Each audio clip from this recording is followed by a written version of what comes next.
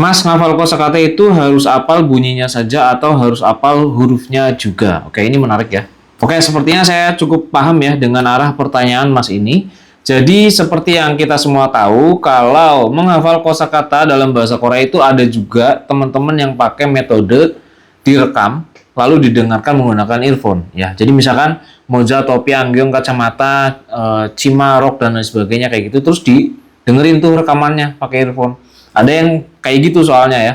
Jadi kalau cara hafalannya seperti itu, biasanya kan nggak tahu hurufnya tapi tahu bunyinya gitu kan ya. Nah yang jadi masalah itu kalau misalkan pakai cara kayak gitu, biasanya kalau pas pengucapannya nggak bener, misalkan hukum bacaannya nggak pas gitu. Seperti misalkan solal dibacanya solnal, silang dibacanya sinrang gitu-gitu kan banyak ya, banyak kasus salah baca. Nah itu menurut saya cukup fatal ya. Jadi kalau pertanyaannya misalkan apa nggak apa-apa kalau kita hafalan kosakata hanya tahu bunyinya saja tanpa tahu hurufnya. Menurut saya itu kurang baik ya. Jadi kurang pas. Yang paling baik adalah kita tahu bunyinya, terus tahu hanggelnya. Itu yang paling baik. Nah, dari sekian banyak cara ngafalin kosakata, mungkin saya bisa rekomendasikan dua cara yang menurut saya paling oke ya.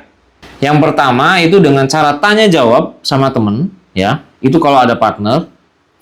Yang kedua, bisa dengan cara kita menulis ulang sebanyak mungkin kosakata itu ya dalam bentuk hanggelnya. Lalu kita sambil nulis sambil ngucapin kayak gitu ya. Kalau mau lebih bagus lagi, teman-teman bisa pakai cara ngafalin kosakatanya itu dibuat kalimat. Itu lebih cepat hafal lagi ya. Kalau menurut saya kayak gitu.